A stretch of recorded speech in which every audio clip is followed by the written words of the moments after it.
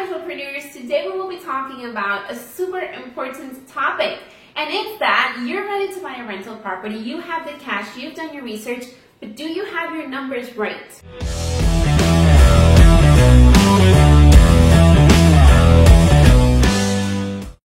Hey, welcome back. So today we're going to be talking about the most important numbers you need to be looking out for when purchasing a rental property, because this could either make or break your deal.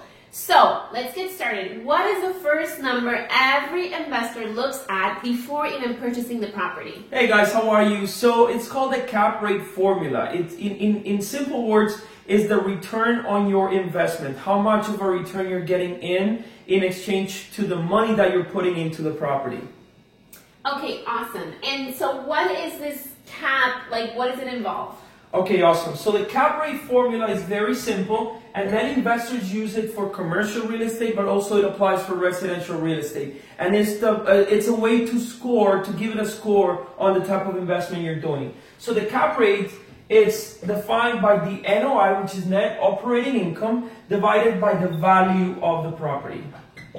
Okay, so what do you mean value of the property? Where do you get this number from? The value of the property is pretty much the purchase price, and if you need to do some upgrades or repairs into the property, it's basically how much money is going into the property in total. And what is this number? The NOI is the net operating income, and the key word here is net. It means after all expenses, or in other words, the gross income, or whatever income you can collect for the total of the year, minus all the expenses, which is what we're going to talk about. Yeah, so what are these expenses? What do you mean, what expenses are we looking at? Exactly. So many investors talk about the major four expenses, which is the typical PITI, which stands for principal, interest, taxes, and insurance. And when somebody's buying a property cash, they don't need to worry about principal and interest, because obviously the property has been purchased cash. But when they have a mortgage, they have to pay the principal, the interest, and obviously every investor needs to pay the taxes and the insurance on the property. Is there any other expenses we need to think about? Yes, and that's a key word that I've created, and it's called MURVO, M-U-R-V-O, and I'm going to talk about it. Okay. So do these apply to every single property? Yes, it's just an acronym that applies to every property, because when an investor owns a property, these are expenses that are going to come up however you want it. They are going to come up, but many investors don't take into consideration these expenses when they're calculating the total amount of expenses for the year for the property. Okay, so what do they mean? What does the MURVO stand for? Okay, so M stands for maintenance. In other words, this is like the HOA on the property. Obviously, there's some properties that don't have HOA. Other properties do have HOA, but it's there so that you remember that if a property has maintenance or it has HOA, you account for that expense every single month. What about the other ones? Okay, the other ones, this one is utilities.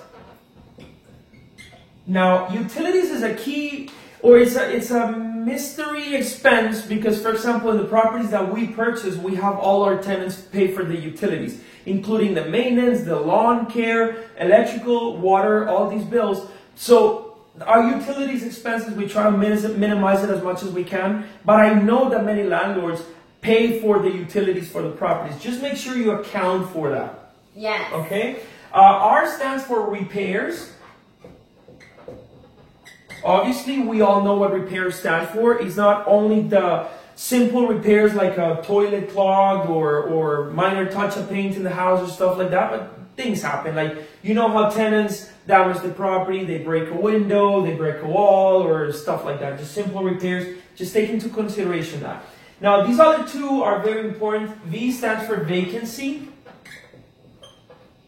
Now, for vacancy is very important, because I try to calculate 1 month out of the year for vacancy expense, which means I would consider 11 months of rental income, and I allow 1 month of the property to be vacant. Sometimes when the tenant leaves, there's going to be a gap of time that you need to renovate the property, and that's rent that is not coming in. And just to finalize these very quickly, this is other expenses. just calculate about a 10% on that other, because there's always major repairs, termites, assessments in big buildings. Just account for other repairs in general. Do you do like a certain percentage for other, or? I try to stay at about a 10% of the total expenses of the entire year. I try to keep a number of a 10% in there. But obviously, if I don't spend the 10%, I only spend a 4, 5, 6% or whatever it is. Obviously, the rest is additional profit. Yes. But the addition of having the other in there is to have to account for it. Yes, you know? yes.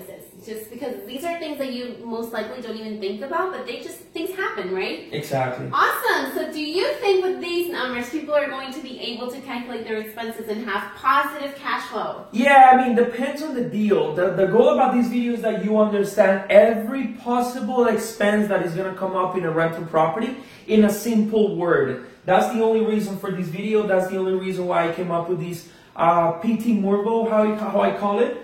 Just so that I take into consideration all the expenses and then I see if the number works. You know, sometimes if I just calculate the PITI, oh my God, it's a great property. But then I don't take into consideration that, and that's going to kill the deal. Yeah, so with the cap rate and with the expenses in mind, what is a good number to stay between, like a good return on your investment? I'm trying to stay, when I'm buying a property, when we're buying rental properties, I try to stay between a 10 and 12% cap rate. Obviously, there are deals out there that you can get 12, 14, 15, 18% return on money or cap rate. But the norm for a regular investor in our market is between 8 and a 12% cap rate. Awesome. And in commercial real estate, it's even less. When you're buying, commercial retail stores and apartment buildings, then investors are looking between a 6 to a 10% cap rate. Awesome. Thank you so much for the information today. I hope you guys find it really, really valuable, and then you apply this before purchasing your first or any rental. There you go, guys. Like and share, let us know how we're doing, and if you guys have any questions, let us know. Yes. And we'll see you next time. Bye-bye.